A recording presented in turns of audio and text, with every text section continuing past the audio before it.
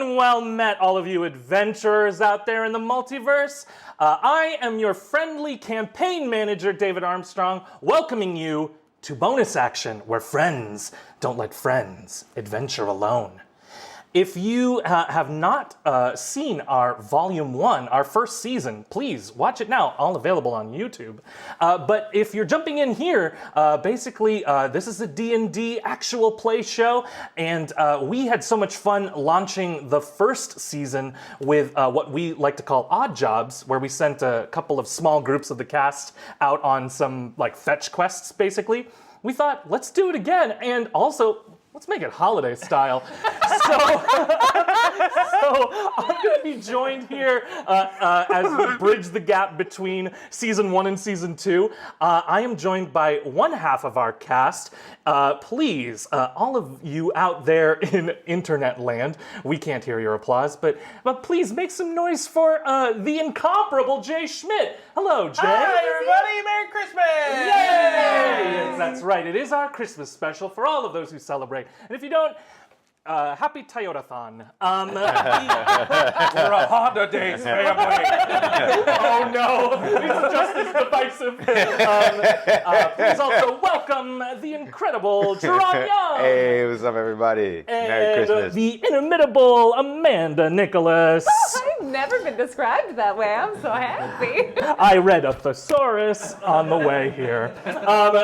Wonderful to have you all. I'm so excited to have Brick and Marlin and Barbie on a little bit of an adventure. And as Jay mentioned, there is going to be a little bit of a Christmas theme to it. Or as we like to call it in Wild Country, the candles of Solstice. So I'm excited for this. I'm so stoked to get back into this. A little bit of a warning here. Since this is between our ongoing campaign, and we just finished our first arc, the first 8 episodes available now on YouTube.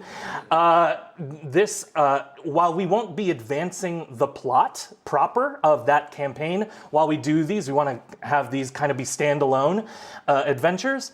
There may be light spoilers. There is no worse spoiler for something than a sequel. So just be warned that there may be spoilers here and there. But with that out of the way, I'm so stoked. Welcome to the Festival of Candles, and welcome to Wild Country.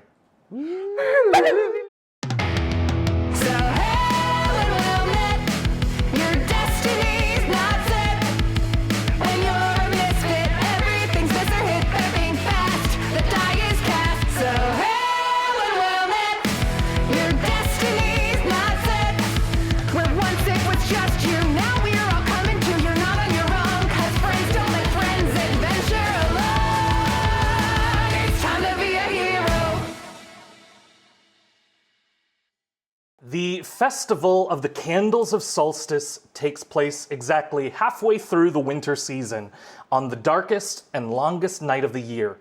Throughout the Empire, it is celebrated in various capacities in many, many communities.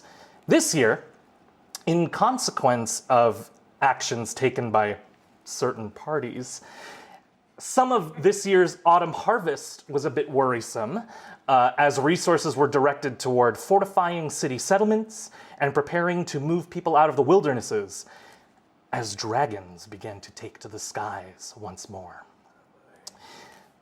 Our certain party, the B Squad of the Grimhold, continued their work over the next couple months, after successfully procuring the Arc Fire of Slardon. But even with much accolade, their work is far from over. Besides the growing, looming obvious, there are as yet other threats in Wild Country. But that's for another time. For now. Yeah, it was really intense there for a second. Sorry. But for now, sunrise breaks and the brief daylight hours of the day of the festival begin. We take this sweeping camera shot over the Grimhold, and it is somewhat decorated for the holidays. You can see basically these garlands are magically engineered to hold candles in place so that the rest of the evening and other light sources can be put out. All 4 moons of Arahest are far and away in the sky, not illuminating much on the ground. So it does serve as one of the darkest nights of the year. But for now, as I said, it's early morning, it's during the day. We pan over the Grimhold and kind of zoom down into this little forest clearing, and you start to hear the sounds of a scrimmage, of a fight. You start to hear some very fast, kung fu style punches, and you hear the familiar voice of a displacer beast as the fighting kind of calms and quiets. You hear her say to her sparring partner, Marlin, you hear her say, "Very good. You have improved greatly, my student. How does it feel to be one with the shadows?" It feels like home. Indeed. Let us try one more time to shadow step. I would like, John, if you would, if you could roll a d20, you're going to add your proficiency bonus to this. And I'll say, because it's a shadow step, I'll say you're adding your proficiency bonus and your dexterity bonus. Okay. So whatever that modifier might be. Dexterity is 3.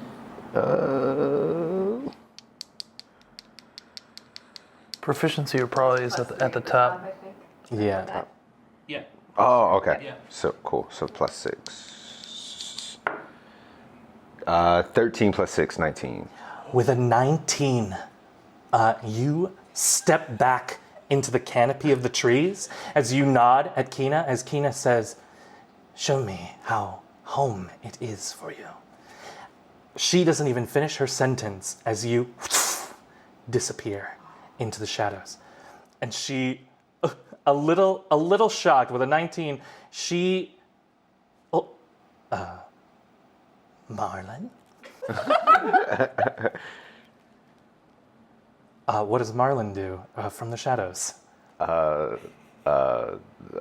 Appear behind her. As you appear behind her, you sort of back into existence, back into the light, and she she sort of fear farts her way into so she splits into 2. Marlin, yes. Yes. Just as I expected. Yes. Perfect. Well, this is wonderful. What a wonderful progression. This is perfect because I am heading home for a few days to see my family back in the very event. I hope you have some... she looks around a little uncomfortably. I hope you have someone to celebrate the festival with as well. I didn't think about that, but thank you. My apologies. I hope this squad of yours would invite you somewhere. Nobody has, but thank you. I mean, it's weird to ask. Oh. You know, Oh, so. am I overstepping my boundaries? No. It's weird to ask them. Oh. You know. I so, see. Yes, you would. It is always wonderful to be asked. Yeah. So I'm just waiting. Just waiting. A little longer than I'd like, but just waiting. Just enough to be uncertain. Yes. But that is kind of like the shadows. She steps back into the shadows as well. But you feel one of her the tail, the little tail whips kind of land on your shoulder as she disappears, and she goes, "All will be well." But she disappears, leaving Marlin here alone for the moment. Is there anything that Marlin, you would be familiar with at least some semblance of the festivities? Do you think that Marlin would have had any of his own traditions or anything like that with in terms of the solstice? No, not really. No. Always just kind of chills alone. Yeah. You're here left chilling alone for the moment. The camera leaves you in this very satisfied contemplation, but the words of Kina ring with you for a moment. Speaking of your companions, we head to another part of the Grimhold. The camera kind of pans back over the Grimhold. In training in that courtyard where we saw all of the party training all together at one point. Brick, this tiny fire elemental, just igniting periodically. Come on, Brick! Come on! Show him the moves! Show him the moves! Go for the jugular! Come on, Brick! What am I fighting? I don't know. You're fighting me! I've gone rogue! Oh no! What are you gonna do, Brick? I just like suck him back into the hand.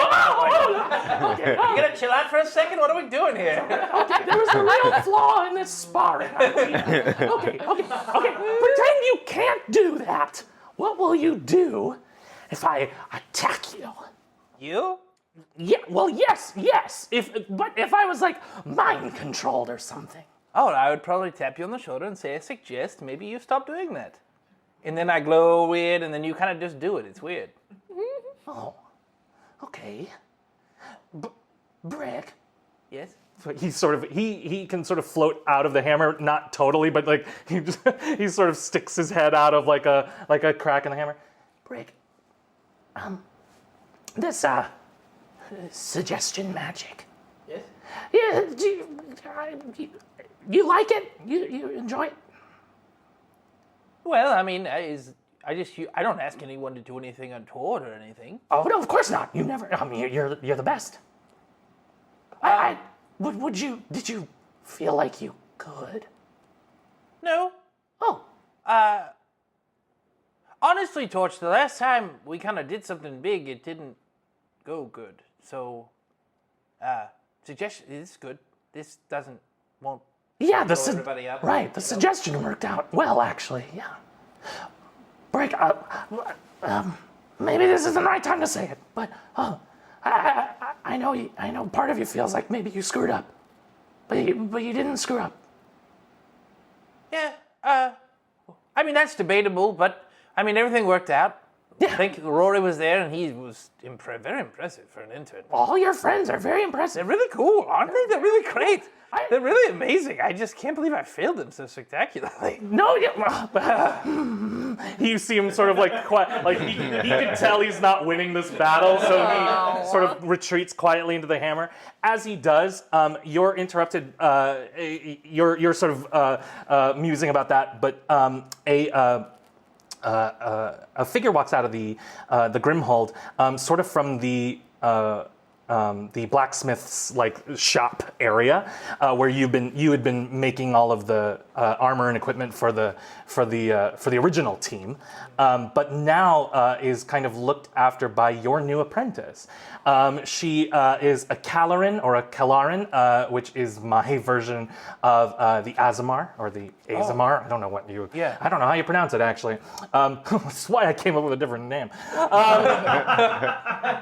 But this rather suntanned looking femme-presenting folk. She has like the blacksmith's like arm sleeves like rolled up. She's got the apron on, and she calls out to you. And she's lifting like this welder's mask. Master Wormhearth, and she's looking at you with like these very piercing like red eyes. They're like these beautiful like kind of forge fire like shining red eyes.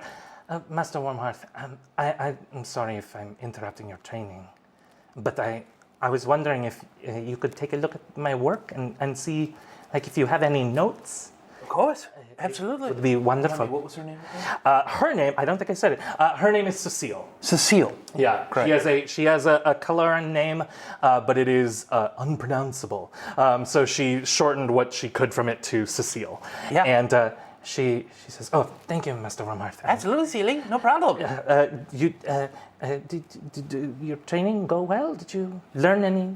I don't really know. I've never fought, so I don't know. But have you learned anything new? I'm trying. It's going all right. Oh, good. Yes. So am I. Trying to. That's why an apprentice. Well, that's all we can do is try. Oh, you're great, Sealy. You're great. Let me look. Oh, what are we sure, making? sure. What are we doing? So she has been working on a specific ceremonial dagger, and she's been smithing it. And actually, what I'm going to ask you to do, you're going to roll, if you could, roll a d20 for me, and you're going to add your proficiency bonus, because it's a blacksmithing check. 17. 17? Incredible. So with that, she's actually going to roll this. I was going to give a bonus to her roll of an extra die based on how well you rolled. Oh, cool. Basically, like reflecting your apprenticing her. Yeah.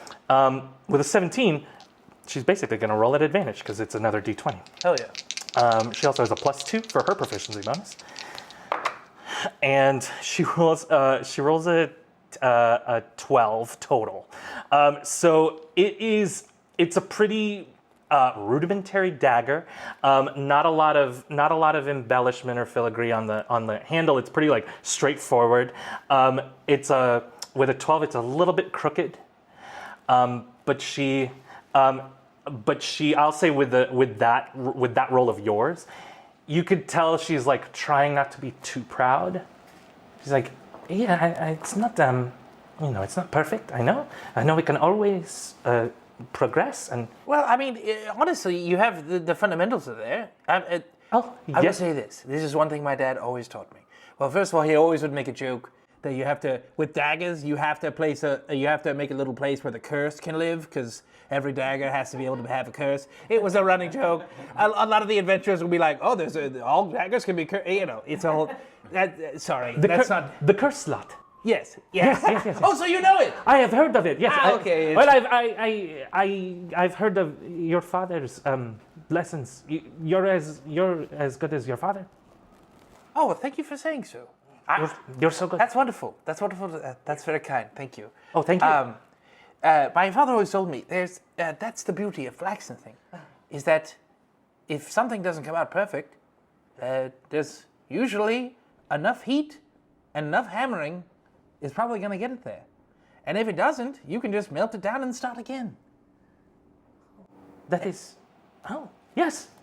I like this. I appreciate this. So this one is not sufficient. I'm not going to sit here and like tell you that it's good, Of course, no. I thought that yes, I didn't really like it either. But it just needs a little more work. Is all? Of course. Thank you, Master. What we do here is very important. We We make the things that help the people here do what they need to do. Yes. Very noble thing. Oh, yes. Thank you. I hope you know that. I will try to remember that. Yes. How are your friends doing? I know 3 of them were not. They have gone with Master McAlpine somewhere.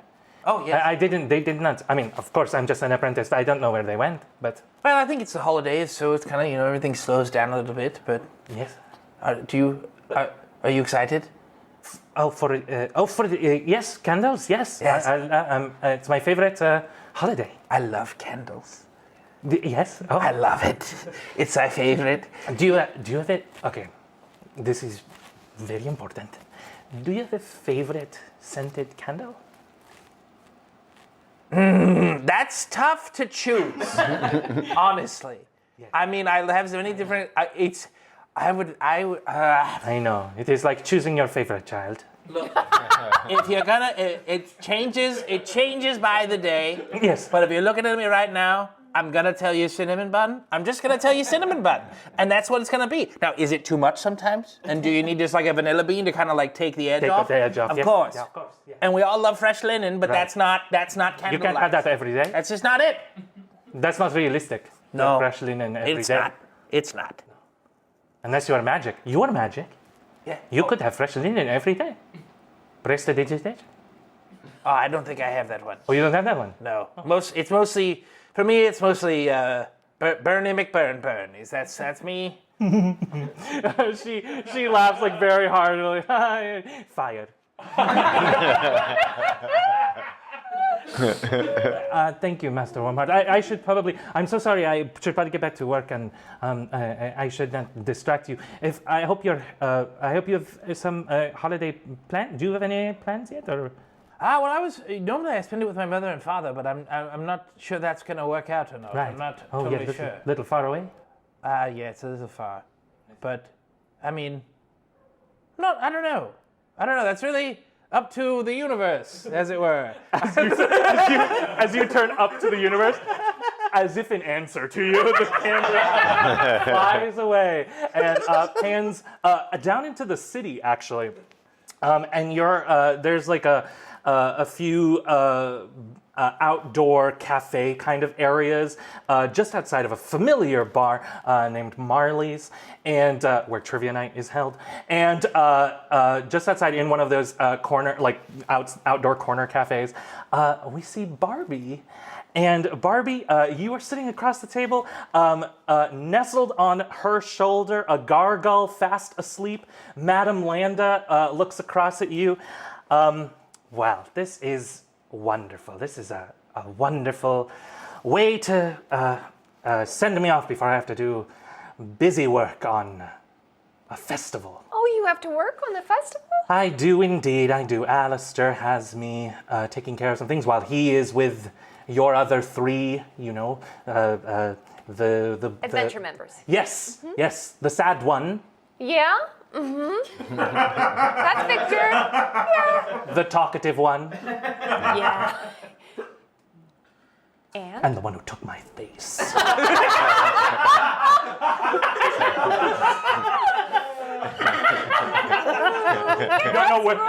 You don't know where the dagger came from, but she's like thumbing the dagger. I'm sorry. No.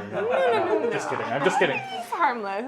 No. Well, he can harm, but he's harming on our behalf typically. Right. He's very good. I heard he's quite proficient. Yes. I heard he's picked up very well from. He's a very good intern. He's a very good intern. Soon, probably more than an intern. I don't know what that is exactly. I've never grown up in... Intern plus? Oh, I like that. Oh. I like that. I shall bring that up with Alistair. Great, cool. Barbie, it's it's so rare to see other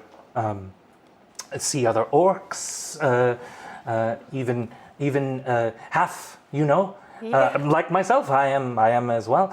But it is so many orcs tend to stay within their clans. They tend to stay nearby. What made you come out to the capital? What made you join everything? Well, I guess maybe you might understand just a little. So I fit in my home. Of course. But I also was I never really could be like as helpful as I wanted to be, Like I don't know, this time of year I always think about how all of pretty much everybody except me would go out and go on the hunt, and they would each bring back a beast, and it was just like this really cool thing, and they never let me go because I was too small and too weak, and so I ended up making dessert for everybody, which is fine, but it's just very low stakes and nothing fights back. And anyway, I got in a little trouble.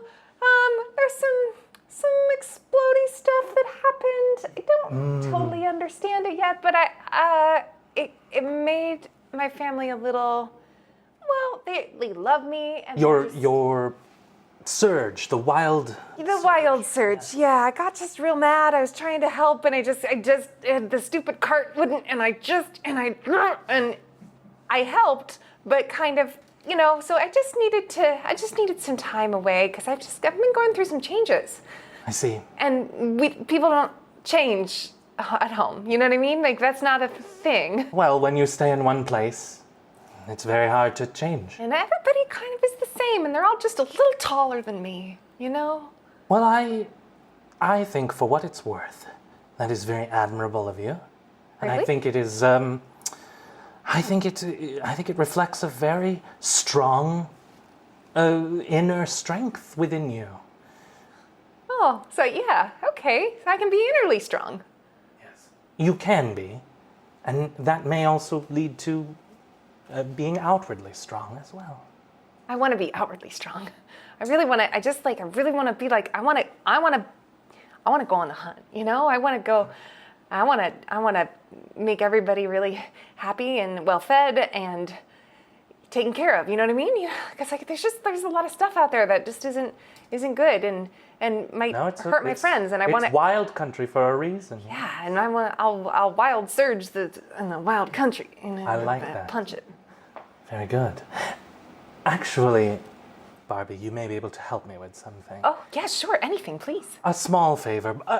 Actually, a rather large favor. But, speaking of all those things, being well fed, helping people, I think it may be worth it for you. You need me to make the dessert?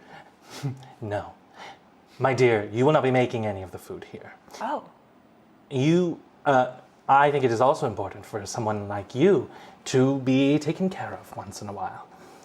I'd like you to do me a favor, and I would probably say if you have anybody that you can bring here, if anybody's here that does not have any plans, they may be able to accompany you.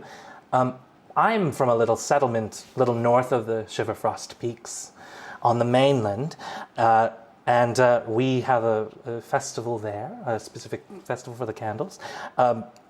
My family, along with all of the remaining orc clans there, some of the elven tribes, most of the other settlers, it's really, really wonderful. It's a wonderful setup there. The governor sort of has a galleria there. I would like to be. I haven't been able to go to the festival in a long time. I miss the feast. Much of my family is there. I was wondering if you could go and represent me. Oh, go to the festival? Yes. Okay, sure. Yes, of course. And I'm going to send this one with you. She points at the gargoyle. This gargoyle's been with me forever, and so they will know who you are just by seeing Chessel here. And she nudges her shoulder. The rock gargoyle like as it ruffles its feathers. It's all made of rock, so as it's doing the bird-like thing, you hear like just rocks like displace like all over it. It like wakes up and floats over to you. Immediately falls asleep on your shoulder, and she goes, "Huh? Well, that's very rare, Barbie. Normally, he's not so accommodating to strangers." Wow, I'll take it. Thank you. But you're not a stranger, are you? You're family now. Oh, that's really nice. Thank you. I'm very excited. Is there anything like? Do you need me to go talk to your family or something? No, or? I would just like you to have a good time. Okay.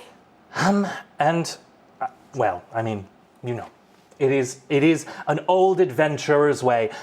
Sometimes I feel like they need some protection, and it would set my mind at ease during this long night that a protector like you would be around. Thank you. I'll do that. Of course. Wonderful. Well, I need to get going. I'm heading out west for some business. You did say it was busy work. She rolls her eyes.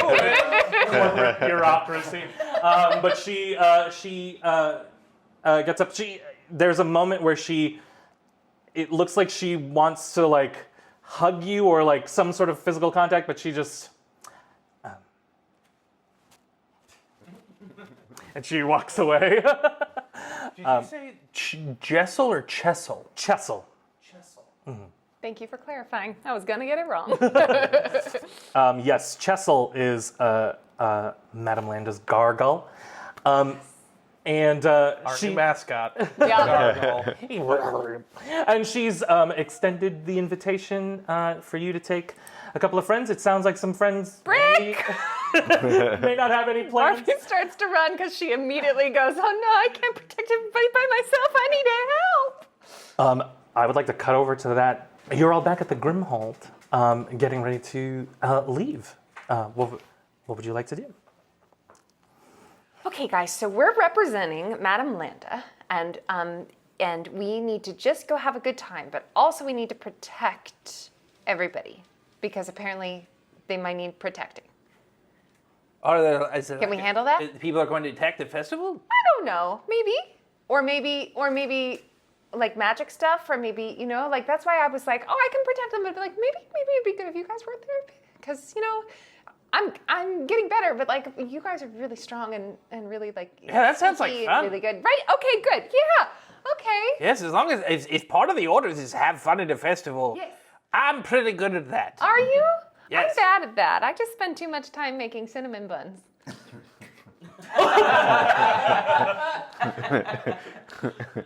Yeah, I'm down to go. I don't Okay. think. Do you have cinnamon buns right now? Or? I didn't make them. No, you want me to make you? No, cinnamon we buns? gotta go. We gotta go. It's Okay, all right. I mean, is there time? Is there? There might be time. Well, honestly, I'm we can. good at We that. can. We can probably get some. Yeah, and it'd be fun to show up not empty-handed. All Yeah, right, so I see? make some cinnamon buns. And let's just see how good they are. I was gonna say. Natural 20. They're the best cinnamon buns. They ever. are the perfect cinnamon buns, and not too overpowering of a smell. Just the perfect amount wafts into your nose and then leaves it for you to be hungry and sated by beautiful cinnamon buns. Incredible cream cheese frosting. It sounds great. Yes, you prepare that in the kitchens of the Grimhold. Marlin. Okay, now we can go. Marlin and Brick, do you do anything in the meantime? While the cinnamon buns, which I imagine take a little bit of time. They do. Yeah, they gotta rise. It's the whole thing. Do you do anything? I think I go down to see how Celi's doing with her work. Sure. Like, while we got time to kill with stirring cinnamon buns. I'm gonna roll actually for this. She is quietly melted the dagger back down, and you can hear her. You can hear her like kind of muttering under her breath, like, "It was stupid. It was silly design. Of course, I didn't put in the curse slot. Of course, You know the curse slot was just a joke, right? What? Oh, sorry. What? No one's here. What? Hi, hello. Hello. We're closed for the holidays. It's me, Brick. Hi. Oh, Master Warmheart. Hello. Yeah, Sorry, hi. I didn't realize who it was. Oh, sorry. If I had a nickel for every time I muttered to myself in the blacksmith shop, I'd be pretty rich guy. We would never be out of nickel. Absolutely. We could make whatever we wanted. So much out of nickel. Oh Yes. man, like just oof. Yes. I apologize. Did you need something before? No, I was just checking to see how the dagger was coming along, but I guess you just had to restart, and that's okay. Yes. You reminded me that yes, it is important to embrace your failure. And I'm not being self-deprecating or anything. No, it's fine. I mean, when the stakes are this low, it's quite all right. But when the rubber hits the road and there's a deadline, that's a different story. Right. So, What does that mean? When the rubber? What is rubber from the? yeah, sometimes carts have rubber on their wheels. In Oh, order for to, traction. Yes. Yes, for traction. Oh, You I've know, never seen Have one you of those. ridden an ATV before? What does that stand for? Arcane An arcane travel. Tarask. Yeah, yep. Letters. That's not how my brain works. She walks away. Yeah, an all magic terrain vroomer. Yeah, you vroom. Yes. That was the best I've got right now. That sounds wonderful. I've never been on one. I'm just I don't saying. think I've ever seen one. It's fine when the stakes are very low. It's fine to make mistakes, but at some point you're going to have to, Step it up. At some point it's really going to matter that you nail it, and you have to nail it. I see. Oh. So actually this is very important because this will lead to. Of course, but it's look, it's candlelight. It's fine. Do you have a wish for the candle ceremony? Yeah, but Master Warmheart, if you don't mind, you look like you have many wishes. You look like you have such a head for so many hopes. I try. I do. But, yeah, I'm not sure what I'm wishing for this year. There's a lot of dragons in pack. I don't know if you heard about that. I did hear about That's that. not great. So it's probably going to be that. Yeah. Like, Who could hey- have known? No one remembers what a dragon egg looks like. I know, So but- long. Yeah, but they're huge and scary. So maybe that might be my wish. Or honestly, I really just want to see my parents, but it doesn't look like it's going to work out. But we're going to a festival. That'll be fun. Oh, that's You know, wonderful. that'll be as good. Yes, it's always good to go to a festival. I've never, it's my first candlelight, without them. So it's kind of set. It's going to be fine. It's a new adventure. And we love an adventure, don't we? Keep up the good work. Yeah, thank you. I will. Yes, I have been on one adventure. Yes. Take care. Did you want to come? Oh no. I have to work. I will be fine. Thank you. Okay. Thank you. All right. Happy festival. Happy festival. Hope you get your wish. Thank you. Marlin, are you doing anything before heading out? Is there any place to go get like festive clothes? Yes, absolutely. Yeah, you can go down to the market bazaar. It's nearby like the eateries and the taverns that I mentioned. A little north up that winding road, there's kind of this like whole alley like of like fabric stores and tailors, all that good stuff. Is there anything specific you'd be looking for? Something colorful.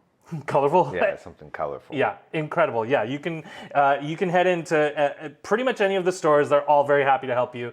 Okay. Once you mention the Grimhold, it basically is like some incredible credit score of Sterling Holloway's that you mentioned the Grimhold and everybody was like, oh yes, of course, Master Marlin. You please anything you like. In as many colors as you wish, as flamboyant as possible, or as subdued, whatever you would like. Just the most flamboyant as we can get. It's a festival, right? It's a festival indeed, Yes. yes. Then let's set about some work.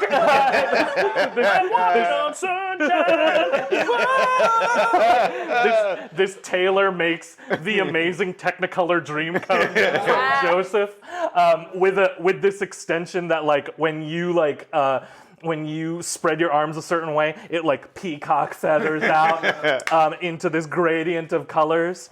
And kind of lights up with like starlight or candlelight, depending on like the light reflecting off of it. And he says, "Please, compliments of the tailor, please." This is beautiful. Thank you so much. You look marvelous in it. Thank you. It's not what I would usually wear, but this is it's a festival. But it's a festival, and it's always worth trying. Mm-hmm. You look marvelous. Incredible.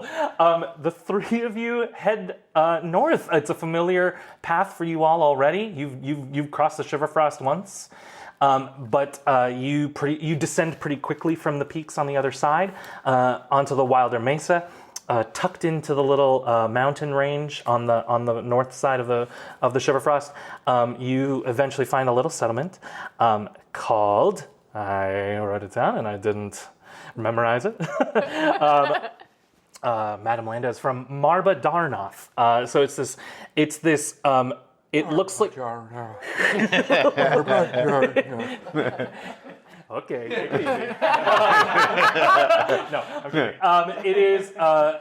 It is like a from one of those like Norman Rockwell holiday paintings. So this beautiful cobblestone streets, dimly lit by these like metal street lamps that have like the same garlands that were decorating the Grimhold. Situated with empty candle holders. They're going to be placed later on for the ceremonies. For the main part of the festival this evening is you all arrive. You're arriving in time for the feast. So there's the Candles of Solstice feast, which begins the night. It basically celebrates the yield of the autumn harvest. And then once the second half of winter's rations are taken, like just to make sure everybody has enough food and everything for the second half of winter. The next part of the night begins, which is the visitations. So everybody kind of dresses up as little forest spirits. They put on masks, they put on costumes of each other, and they basically go trick-or-treating. So it's like a big combination of Thanksgiving, Halloween, and Christmas. But they basically go trick-or-treating, and it's a subtle way of exchanging gifts, but also if there are families in the community or people in the community that didn't yield enough at the harvest, they have a way of subtly sharing food with everybody. And then after that, a tree is chosen, cut down, brought into the center of town or whatever community is celebrating, and everybody goes and places candles in it with a wish for the year, and then all the candles are lit. The tree burns through the night. The candles burn down. The tree itself burns through the night. It is kept watch over by the vigil, so it's basically people who volunteer to not sleep that night and just ensure that the tree doesn't burn the community down, but just burns safely. And then in the morning, the ashes are collected, and they start the harvest when the new spring arrives. So it's all a very long night. This all takes place over the longest night of the year. But you arrive in Marbadarnoth, and you are heading straight to the governor's house. The governor who lives just outside of the Galleria, which is this kind Mall? of, which is this mall. The Galleria. Kind of set in an alcove of the mountain. Sorry. Sometimes you interject no. and you realize that you're like, oh, everything came to a grinding halt, and I'm so sorry. No, Jay Schmidt, I will allow it. All will become clear. But All will become clear. Oh, man. Let's get a pretzel. But the Chessel wakes up and sort of starts directing you. They are very excited. They know where they're heading, and they start to sort of point you in the direction. It's a little annoying because all they do is like they point with their beak and then they tap you on the cheek and then point and then keep pointing. But a couple opens the doors to this huge decorated appointed mansion, and standing before you is an orc of the Pyrothor clan, Rasman Pyrothor, the governor of the Wilder Mesa, and his wife, an elf, Rasman's wife, Lunaton Pyrothor, who is, you would recognize a family resemblance.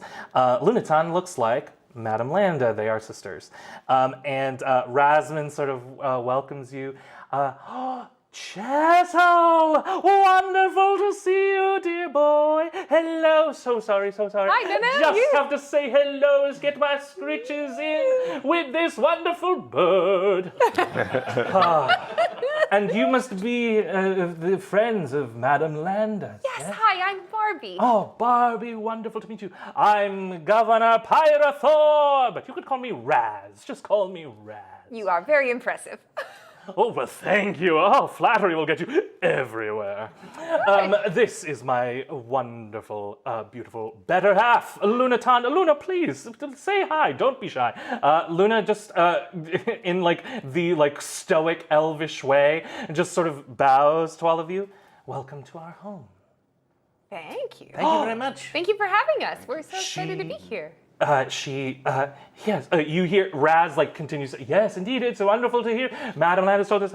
As soon as you say something, Brick, Lunaton just gasps, holds her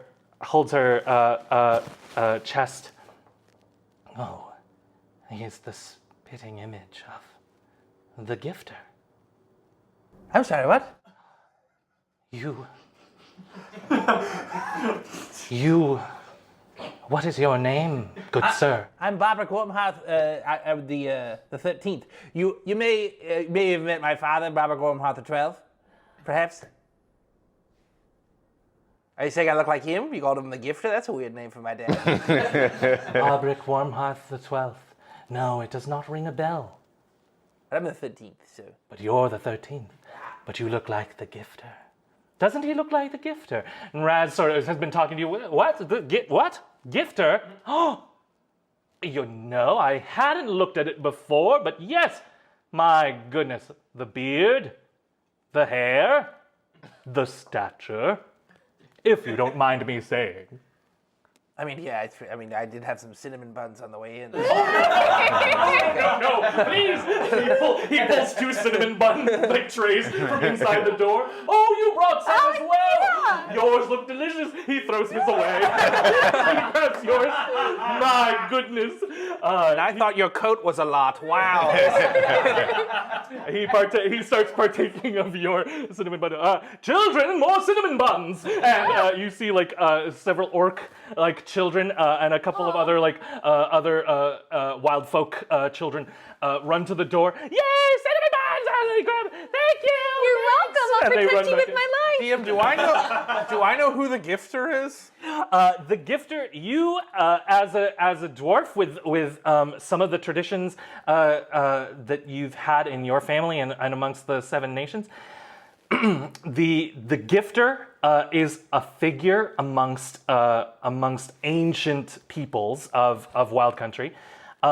There was a myth, a fairy tale at one point that a figure, 3 wise men from a different aspect of the multiverse visited Wild Country. And one long-bearded fella with a jovial countenance, rosy red cheeks, and a beautiful laugh. I did not wear this hat on purpose. This was just a festive, fun choice, but I guess here we are. I was infuriated. No, I was delighted. But says yes, there was years and years, millennia ago, yes, a figure would visit all the children of the realm to give presents to, good children, coal to bad children. Well, that's a fun thing to look like, so I think everyone will be, excited to see me. It would actually be really wonderful if you wouldn't mind, after the feast, if I could ask a small favor, as the governor of the Wilder Mesa. But of course, He's really only the governor of like this little settlement. But because the Wilder Mesa, as I've previously described, Kyle Nethrir, it is wasted potential. There is not really other like major settlements, so they've just sort of given the governorship to the entire plateau that's not Startop or any of the other port cities. Sure. But he walks around with kind of this self-importance, but it's also like kind of earned because there really is nobody else around. But he says, after the feast concludes, would you mind being the Galleria gifter? Of course. Incredible. What does that entail? You sit in the middle of the Galleria, and then all the children come to you and sit on your lap, and then they tell you what they would like for the festival. Well, that sounds fun. Can I have some helpers? Yeah, we can help. Yes, you two bear a strong resemblance to the great helpers of the gift. Yes, you do. Oh, boy. You're even wearing the traditional robe. I wore this by accident. I didn't even know that. Yes, I think It is a festival miracle. you go out there and spin around and be like, "Come see the gifter." That is exactly what he does. He entices the children with many colors. And then, of course, you said that your name was Barbie. Barbie. Yes, Barbie. Yes, Barbie. You shall play the gifter's bodyguard. Because the children fight back. Because sometimes the children, they don't like the answer that the gifter will give. And the bodyguard is that your time up. That is your time up. You shall walk away, little child. It is very fun. Okay. That sounds great. We were told to have fun, so okay. Dinner time! He pulls all 3 of you in. He embraces Marlin like a little kid. He brings you 2 in, twirls you in, Lunaton just sort of watching merrily, just enjoying. She sort of waves her hand inside, and you see all the festival feast plates start to arrive from the kitchen. Unseen servants just bring in the evening's feast. Barbie has a slight pang of missing Todd. Oh, Favorite eating buddy. incredible! Yes, yeah, so the feast commences. You all start to eat. Raz stands and sort of gives a speech from the head of the table. You could see like families, communities from all over the settlement here are gathered. It looks like sort of a potluck, sort of like it looks like Raz just sort of provided for everybody all of the dishes that are there, and he basically gives a very regular speech, but he does end it with, and we're so excited, of course. Children, you've heard the legends of the gifter and his bodyguard and the hypnotist, yeah. They have arrived, and they will be here in the Galleria this evening. We cannot wait. They shall fill the time between now and the tree lighting ceremony, indeed. Everyone dig in, and he immediately sits down. He goes to eat. What would you guys like to do? Eat. Eat. You eat. Incredible. Yes. And I think I go ask Raz to sign my cup. incredible. Raz. Oh, yes, good boy. Oh, yes, wonderful. Oh, what is this? What is this marvelous trinket you This have? is a cup and this is a pen. You see the objects? Oh, yes, they're separate. Yes. Let me grab them one at a time. A cup and a pen, yes. Yes. Oh, and what am I to do with You it? just sign it, and so I just will remember that I met you. Beautiful. I would also like to remember this day that I met you, Barbaric Warmhearth, the 13th. That's me. Your friend, Raz. People just know they write their names, but I mean, Parentheses, governor. Parentheses, best friend. okay. I just like shrink it really slow. Like, all right. The opposite of Rory. I like it when they're really worried about taking up too much space. Here's your cup back. Thank you so Oh, and also your stylus. yes. Raz, quick Yes, question. Of course. Anything for you, best friend. So I never had a best friend, but that's weird. So Neither have I. A tear rolls down his face, and then it rolls back up. What were you saying? Raz, I've been told that I'm a lot, but I think, wow, okay. This is me all the time. Can you believe it? I can. It's fun. So the kids are gonna come and tell me what they want, what their wishes are. Of course, yes. It is sort of a rather, it's a performance. Okay. My dear. So I'm not responsible for actually getting them the things. Okay. No. They also tell their parents, and then their parents get them. But nobody knows that for sure. What if the parents can't get them the thing that they asked for? Oh. That is not something that I have thought of as governor. I don't know, dear boy. Perhaps it is something that they hope for, next festival or something like that. All right. Yes, that is something to think about. Okay. I shall think about it during my re-election time. Yes. I'll vote for you if you get Christmas presents. If Christmas is part of your legislation, then yes. Ooh, Christmas. I like that. Oh, sorry, I can't let it. Ooh, the gifter is giving gifts already. That's right. My first decree as gifter is I'm changing the name. Ching, ching, ching. Like he's hitting his wine glass. The first degree of the gifter. Merry Christmas. Everybody just sort of. Yay! And you like it. Yay! You see some of the kids uncertain what to do, and you see the parents like whisper to them, and you can pretty much tell like they're like, if you cooperate with the gifter, they'll get you gifts. So they cheer louder for you. Everyone, start nogging all of your eggs. Let's party. Some unseen servants bring some eggs and drop them into different drinks, regardless of their eggnog or not. Incredible. Anything else happening at the feast? I'm feeding Chessel. Jessel's eating. Yep, certainly.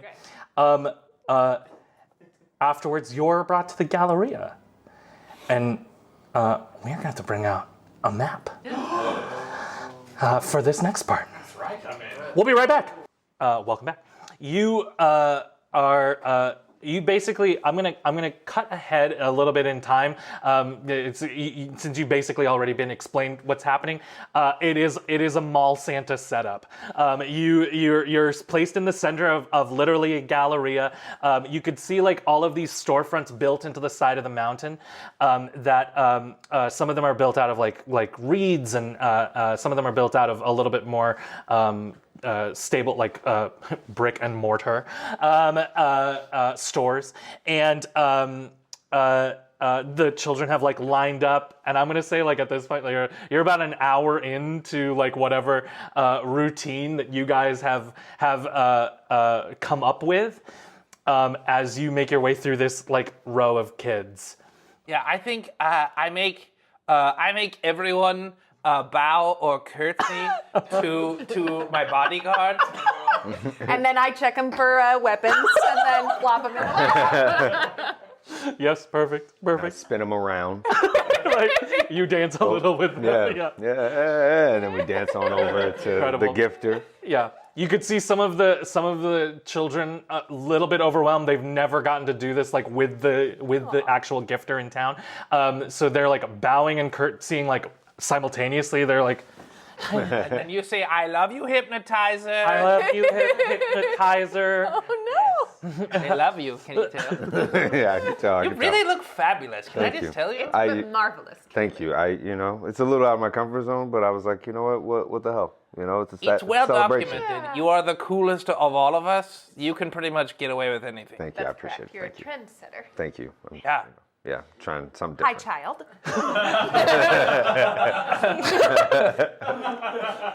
What's this? That's my shiv. Sorry. Leave it with your friends while you sit on the gift sitter. Consider. Yes. Gifter. Bobby, can you hold my shiv? You see this one kid like holding everybody's shiv. I'm not giving him back. Yes, you send the next kid. You keep going. While Brick is occupied. Christmas shivs! While Shivers, everyone! While Brick is occupied with this next kid, the kid sits on the hi gift giver. I have a couple of things. Hopefully it's not too much to ask. I've alphabetized the list. What? What's your name? My name? Yes. Sponge. Hello, Sponge. Hi. Okay. And from like his robe, he pulls out like this scroll, and he unfurls the scroll. Wow, Sponge, you have quite a bit. Really soaked it up there. Yes, didn't sorry. A lot of gift giving opportunities have passed me by. Let me get started. Let me get out of your hair. As he's doing that, Barbie and Marlin, could you make perception checks for me, please? Yeah. Better not attack Christmas, I swear to God. 14. 7. But I got a thing, right? Yes. Yes. Yeah. There should be a skill. +2, so 9. So 9. Okay. Perfect. Barbie, you notice it first. You're kind of doing the bodyguard scan, like checking. You notice on like the upper level, there's 3 levels to this Galleria, and you notice on the top level like a few people sort of like running out of one of the stores and sort of a little panicked. They're not making any noise. They're just a little bit confused. It almost like I feel like we all have this New York experience. It's like something's a little weird, so we're all just gonna kind of walk fast away from it and not make a big deal, but let's just get on with our day. So they're trying to move away, and they're taking one of these like the lifts. The main thing, the only notable thing about this Galleria that's different from what you would imagine as just a mall is that the lifts, the elevators, are these like giant ancient spinal like vertebrae columns, and they you could see like these platforms have been affixed to them, and they like rise up to the different to accommodate the different levels. Elevertivators. Hey, shut up. I don't want to hear it.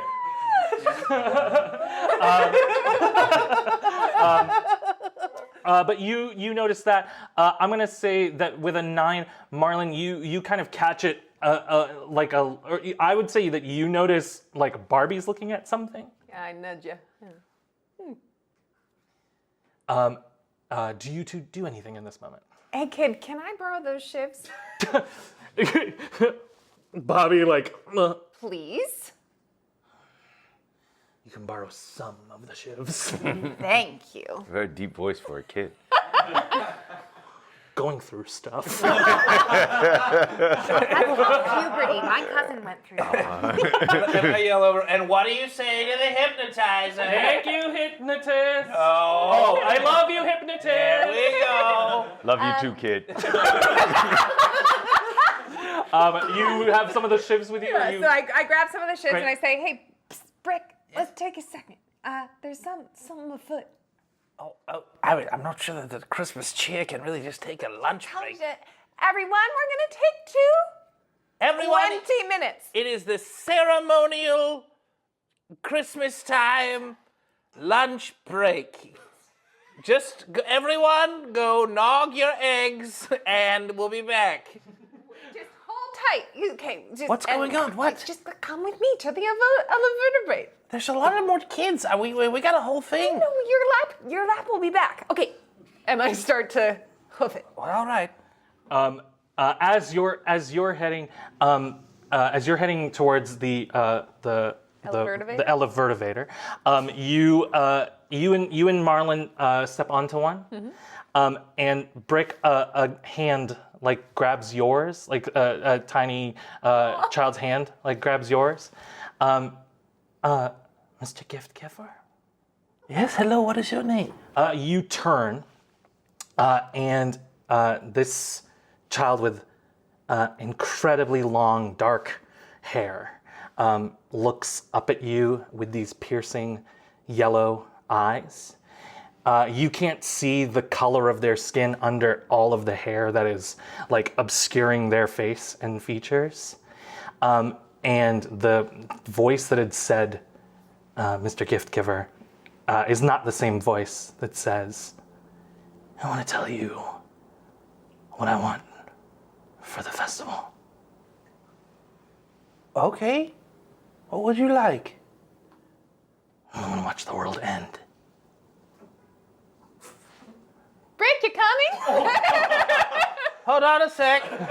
Just one moment. Hold the elevator. Just unvert the Vader, if you don't mind. The doors are like trying to close. He's like pushing like a weird bone, like a Yeah. door open. Well, the gift giver's wish is that the world keeps on going so everyone can get their wish. Why did you bring the dragons back? I didn't bring the... Do you want to watch the world burn with me? I didn't bring the dragons She lets back. go of your hand, and she starts to walk backwards into the crowd. Do you do anything?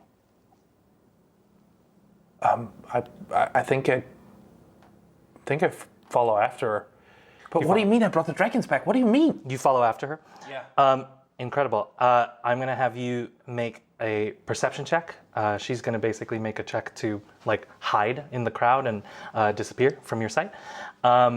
And I will ask Marlin and Barbie, are you holding the elevator still, or did you head up? I think we shrug and just say, oh, he'll come, and we head up. Yeah. Perception? Yes.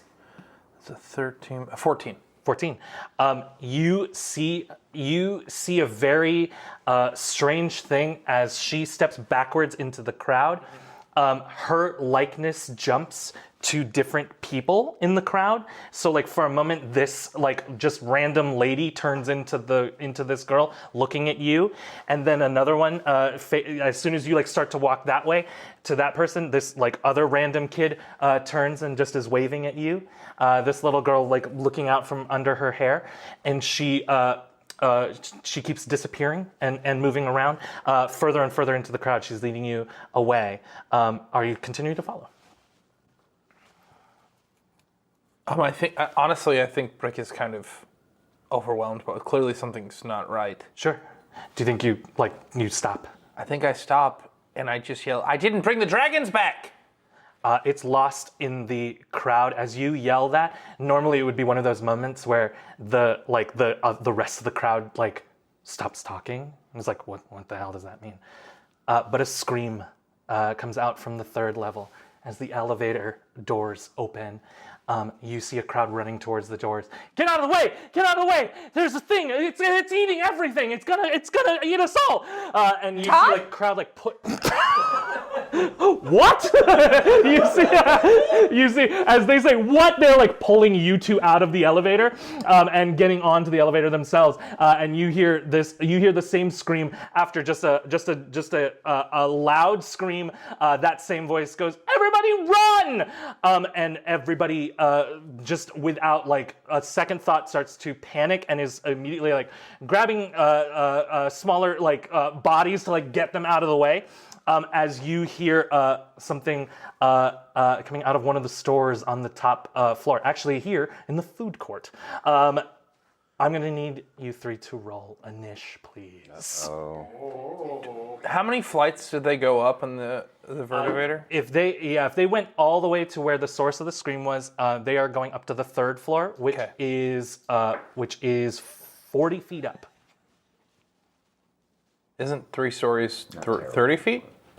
They can be taller. Oh, that's fair. Okay. Especially Yeah. in a I area. Interesting. All right, Yeah. All right, I see you. They went to I the know top. what you're doing. They went to the top floor. If I'm measuring it right, enough. we might look and I might be wrong. I appreciate it, but 40 feet, how dare you? All right. Well, I have a -1. It's not that nice. Let's give That is- me some numbers here. Barbie, 16. 16. Marlin, 8 plus 3, 11. 11. Brick. That is a 15 for old Jay Bird. Ooh, hey. This creature's. Oops. It's been a while since I've done something. I think I put on my punching jacket. He takes off the multicolored coat. And red and kick and punch and fight. The creature is gonna go after Barbie. Johnny Osmond kicked the crap out of that thing. He really just kept punching. I love that shit. That's a good musical, I tell you what. Brick, Marlin.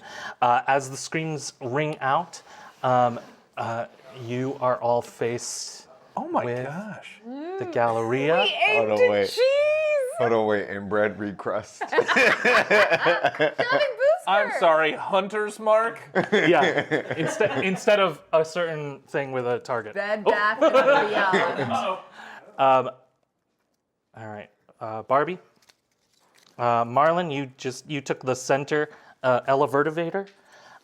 Brick, is there anywhere? I'll let you be pretty much anywhere on the first floor. I think I probably, that was probably 6 seconds of running, so I'd imagine I would bring my full movement into, that sounds fine. Yeah. Okay. That works. Incredible. Okay. I'm going to. Barbie. Yeah. poking, suddenly coming out of the fried and true, this dumpling place. This like writhing like cloth, like velveteen monster, like moves faster than you can imagine out of there, and you just see this like eyeless, featureless, almost featureless, just mouth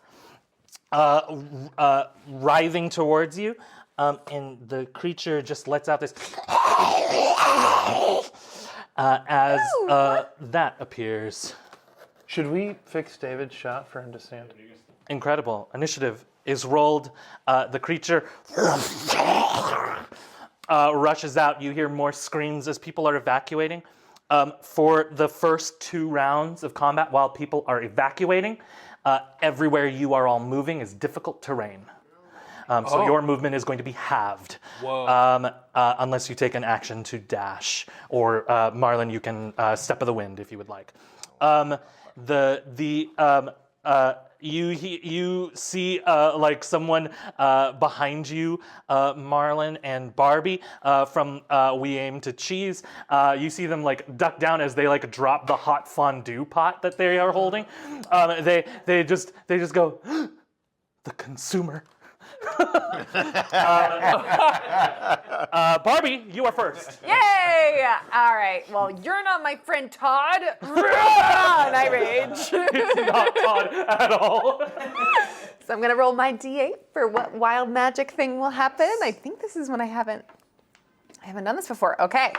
Whenever a creature hits you with an attack roll before your rage ends, that creature takes 1d6 force damage as magic lashes out in retribution. Incredible. You feel like this Feywild like entity appear, like this like little butterfly like appear in front of you, and then like their antennas extend in front of their mouth, and you just see it go. And this like pollen shield just forms around you, and you see like these little like spikes just like retract out to like inflict force damage as they do that. You are raging. You may take your turn. Your movement will be halved, but you are pretty close to the creature. Yeah, I was about to say I'm pretty close. Okay, so I'm gonna just I can reach the creature? Yes, 5, 10, 50. Your movement is 35? My movement is 40. Oh my god, yeah, you can reach the creature. All right. So I'm going to just go right up to the creature and say, I wish you were Todd. And then Swing away. swing away. Incredible. And a 19 to hit. A 19 hits. All right. So that's going to be 16 plus 2, 18 damage. And I'm going to do it again in a second. Yeah, do it again. I'm going to do an uppercut. Go ahead. All right. So double attack. Ooh, 12 to hit. 12 does not hit. All right. The creature, as you sink the axe into the creature, it starts to like writhe around it and sort of hold on to it, so you don't get that second attack in. As you try to lift it back up, all you can do is get it back, and it sort of catches you off foot as you back away from the creature a little bit. But would you like to do anything else? I just spit in his mouth. I'm just kidding. I'm so sorry. I don't do that. Damn I don't do that. It's the holidays. Yes, I do nothing else except say, careful, this thing seems weird. The creature rears on you and is going to try and swallow you. So I am going to need a strength or dexterity saving throw, please. All right, and I get advantage on strength checks. Yes. While I'm raging, so I'm gonna do, natural 20. Oh my god. For 28. Oh my god. Go ahead and roll that force damage. I'll let you do that. All right. You're going to take the damage, but it's not going to be able to bite you. 1. 1, okay. It takes 1 point of force damage. I also rolled bad, so you're still going to take damage as it tries to chow down on you, but it is only 6 points of damage. All right. Ending its turn. Oh, no, actually, at the end of its turn, as it bit you, you can smell that it is like gone through whatever kitchen it threw itself out of, and you hear it start to go as it lets out this gaseous belch. And I am going to need both you and Marlin to make Constitution saving throws. Oh no. And I'm Which die? D20. And I'm going to roll for some of the folks here. Oh no. Oh no. 13? 13 fails. Well, I definitely failed. Oh no.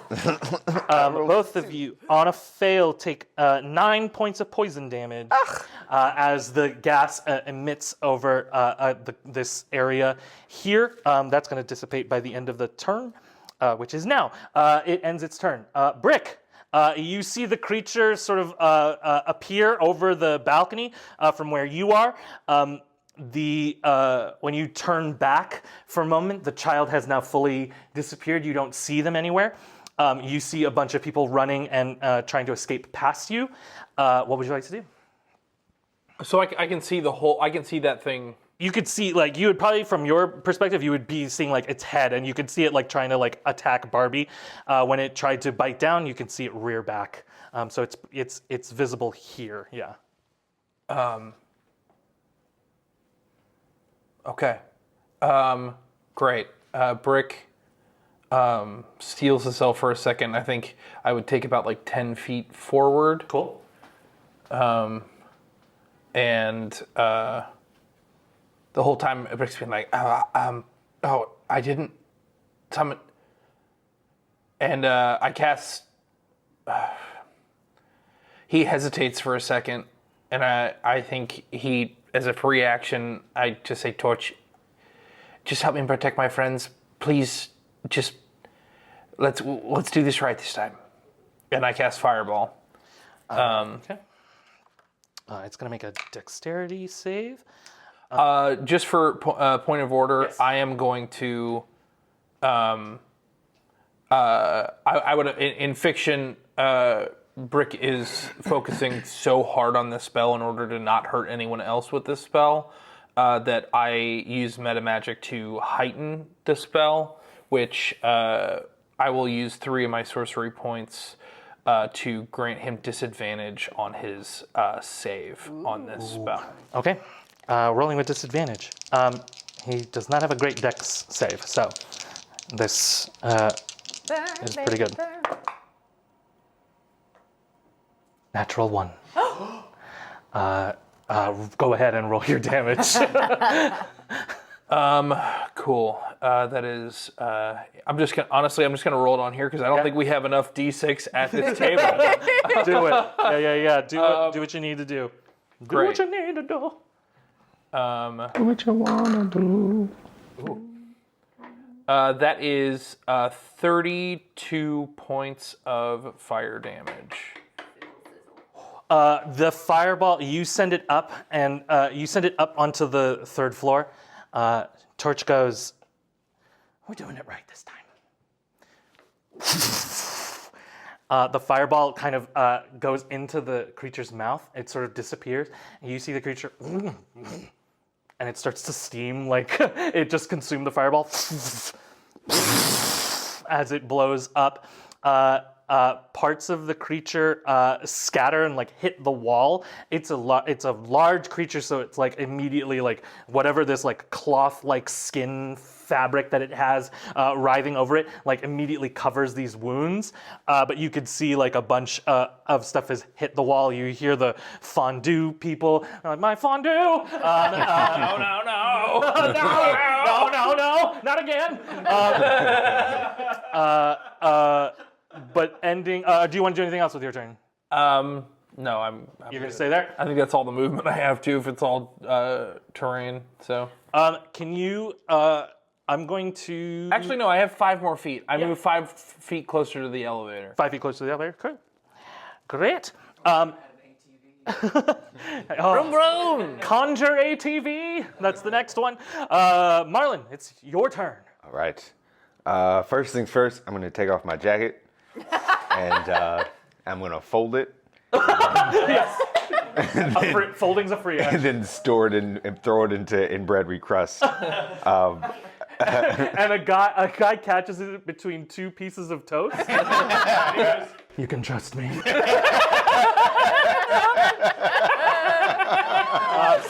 You can go ahead and take your turn, Marlin. I love you, hypnotizer. Oh, you're the hypnotizer. Shouldn't he have said you can crust me? Everybody, take it back.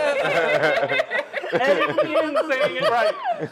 Marlin, go ahead. So I'm gonna move towards it. I think I can get to it, right? I'm 35. Yeah, absolutely. You All have right. plenty of monk movement. Cool. Yeah, So I'm 35, and then I'm going to use unarmed strike incredible. on its face. Or can I punch it right in the tooth? Yeah, absolutely. Punch Go it ahead. right in the tooth. Punch it right in the tooth. Roll your attack. All right. His teeth out. Freaking teeth. Oh, that's the wrong. No, yeah. No, sorry. No, my bad. I think I rolled a 13, but I don't remember, and I moved it. And I'm roll just again. gonna roll again. That's fair, right? That's fair. That's fair. That's fair. I'm not cheating. It's 17. Hey. So that's, you know. Is that 17 on the die or adding your attack bonus? Yeah, I don't think I have any strength. I don't think I have. I think you would be adding your dex bonus to it. Oh, okay. Yeah, so it should say like next to unarmed strike on your attacks.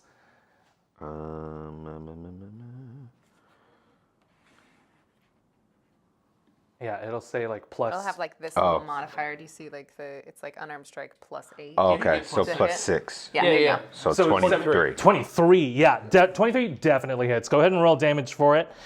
And then you can attack again if you'd like. So then I rolled 3 plus 3, 6. Great, 6 points of damage. And then I'm going to His use. tooth does a little. You have 2 attacks, so you can attack again before Okay. you even have to use flurry of blows. Okay. So yeah, you can. So go ahead and do the same thing. All right. I'm going to attack again. I rolled an 11. Or 5 plus 6, 11. 11 does not hit, unfortunately. Okay. So you can now, if you would like, you can spend the key point to flurry of blows, Yeah. or you can just bonus action one attack if you want. Yeah, I'm going to do Flurry of Blows. Hell yeah, So 1 key point for that. hell yeah. You get 2 more attacks with that. All right. So roll 2 more attack rolls with the d20. Punch him. There's so many more teeth to punch. Rolled a 17, 23. Hell yeah. Yeah. 23 for that one. I'll just roll them both. Yeah. And then a 13, 19. 19 also hits. Yes. Yeah, fuck your teeth. So I rolled a 5 plus 3, 8. Uh-huh. And then 5 plus 3, 8. That's a good turn. Yeah. Hell yeah.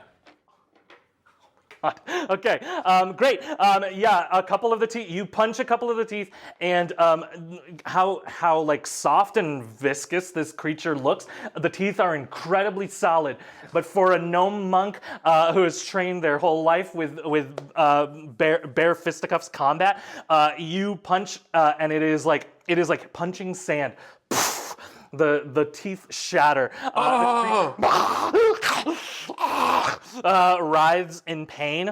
It is going to. Well, it's not going to do anything because it's not its turn. But it's real mad. But that is. Do you want to do anything else? Do you want to move? Or you have some movement left. So if you want to. Yeah, I'll move back to where I was then. Yeah, you can move it back. I'll let you move back. Barbie, top of the initiative. All right. Quick potential retcon or just like thing I'm remembering. In a rage, I get resistance against bludgeoning, piercing, slashing. Oh yeah. So you would have. I would have taken half of that 6. I think I would still get the full 9 poison. Yes, the poison is not halved, but yeah, you would take just 3 points of the bludgeoning. Okay. Yeah. Go ahead. Great. Sure. And then I say, enjoy that heartburn courtesy of my friend Brick. And then because I notice I'm smoking. And then I do my great axe again. The creature at this point now is literally like, who is Brick? Who is Todd? Who are these people? They're my friends! Yeah! Go ahead, roll 22 your attack. to hit. 22 hits. And that'll be 10 plus 2, 12 slashing damage. 12. Oh my god. Okay. And again. And again. 27 to hit. Oh my god! 27 absolutely hits. And that'll be 8 plus 2, 10. 10 points of damage. Yes. Great. Cool. Yeah, the creature's looking hurt already. And then I burp at it. What? And then I burp at it. You burp at it. It's the like writhing from its like teeth being shattered. So it's like it's going to on its turn head down. So if you would like to reaction, actually Attack you both of can. opportunity. So when a creature moves out of your like melee range, you can use your reaction to hit it. You would be just hitting it once each. It spends your reaction for the turn, so you might not be able to do, for a monk, you might not be able to do like deflect missiles or something like that.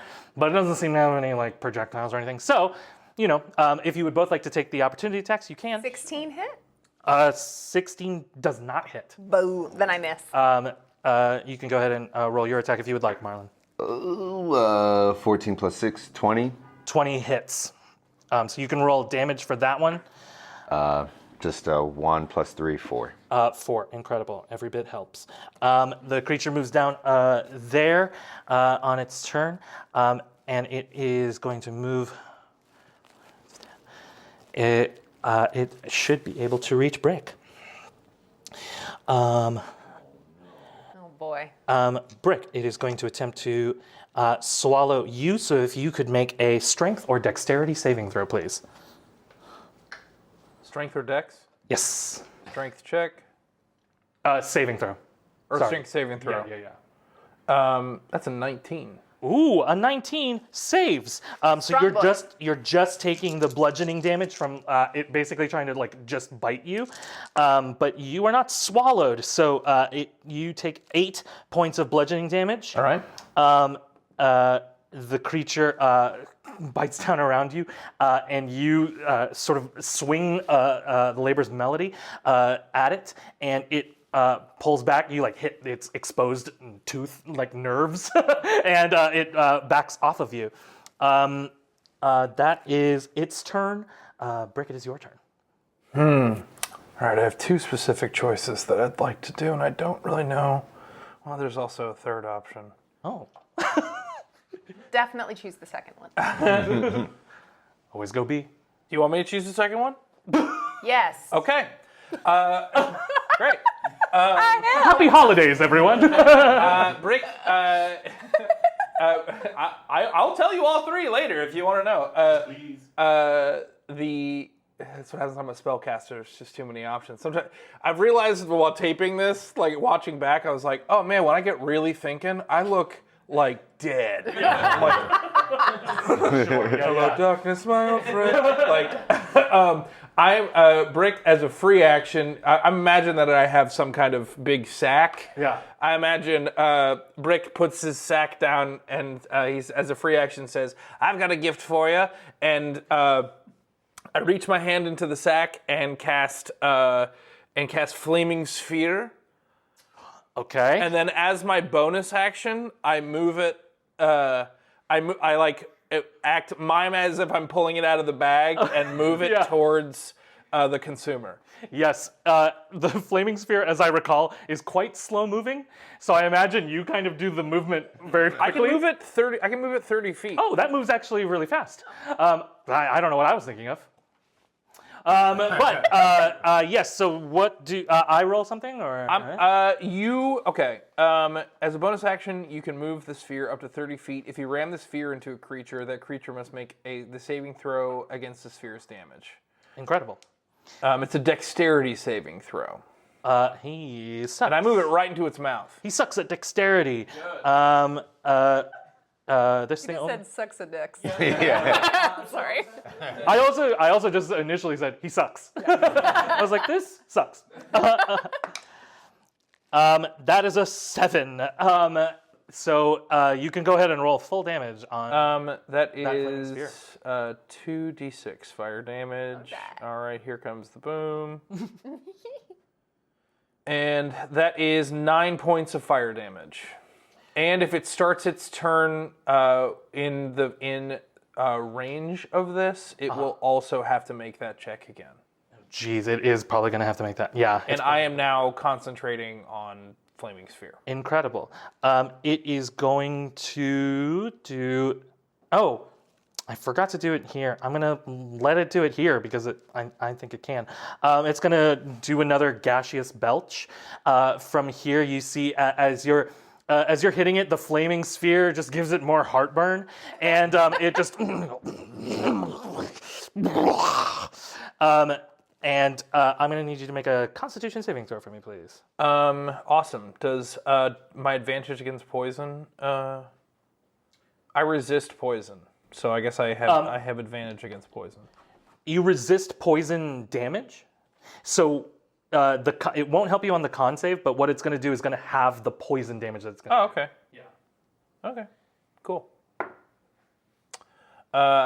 Brick glows for a moment, and one of the jewels on the Labor's Melody pops, and there we go. That's a 24. 24. Cool.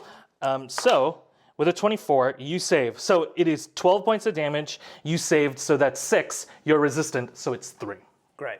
So you take 3 points of poison damage as the gas emits around you and sort of dissipates, and you sort of shrug it off. It's not a big deal.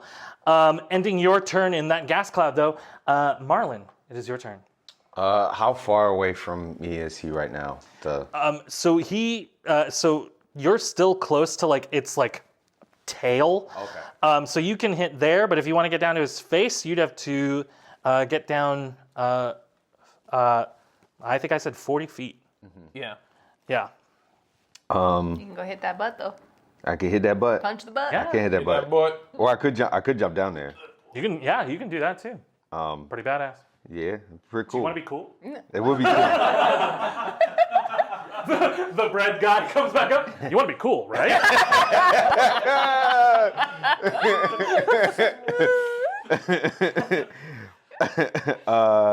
Yeah, actually, can I get my jacket back and then I'm gonna jump down there? You got it. He tosses it, no hands. He tosses it with the bread. It unfurls perfectly. Yes, absolutely.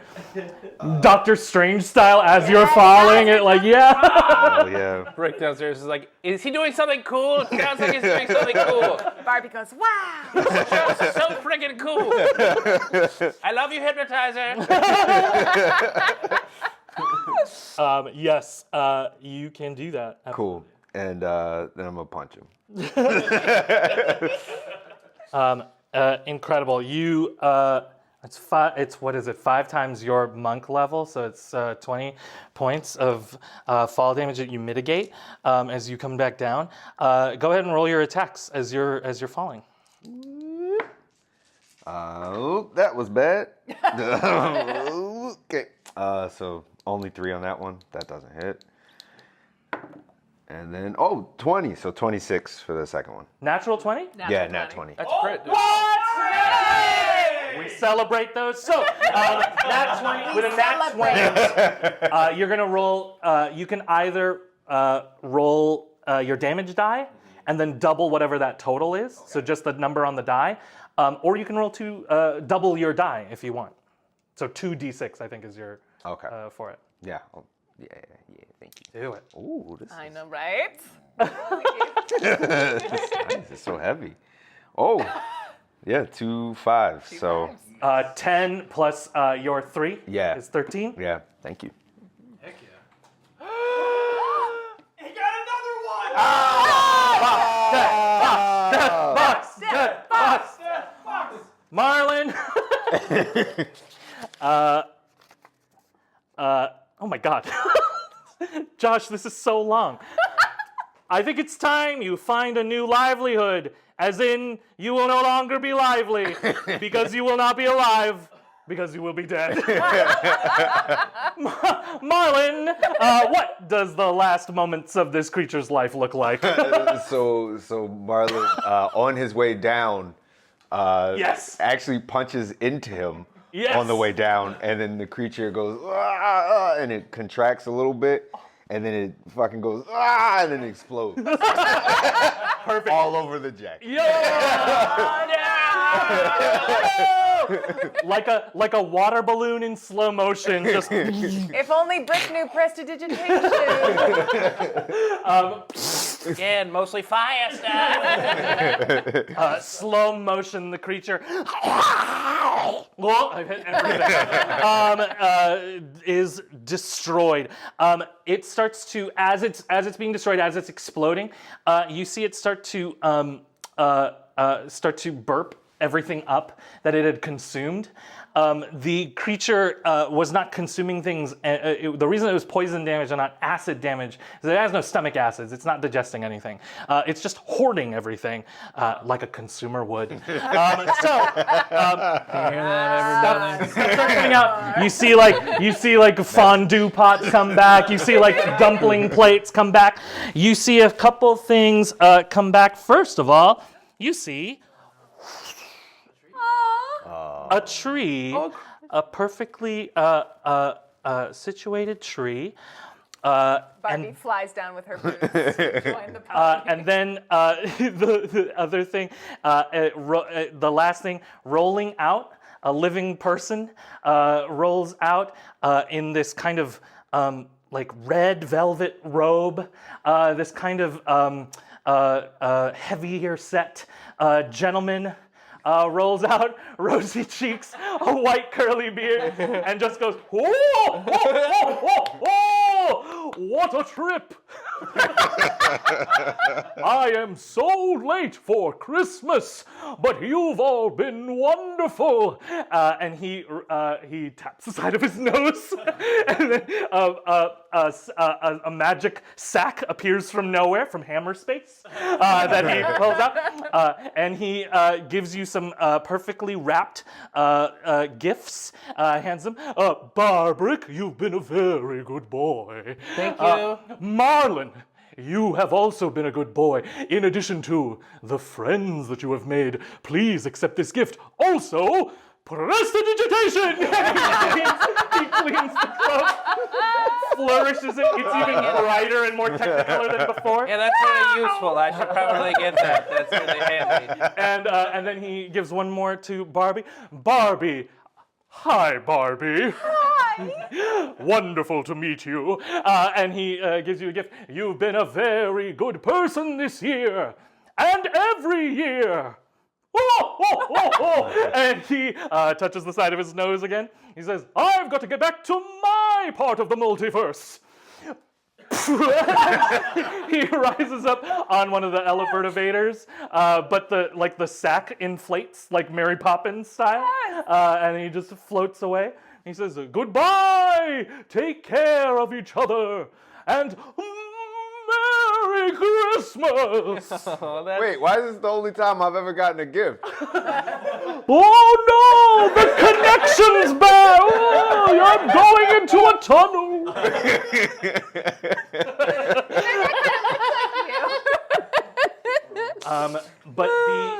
But after a little while, the crowd settles. They come back in. They see that the creature's been defeated. And people start to thank you. They go up to you. They don't know your names yet. They're starting to learn your names, but initially they're calling you, "Oh, bodyguard. Oh, hypnotist. Oh, thank you so much. Thank you. You're so wonderful. Can you come every year?" All the kids are giving you like a hug, and they're trying to dance with you, Marlin.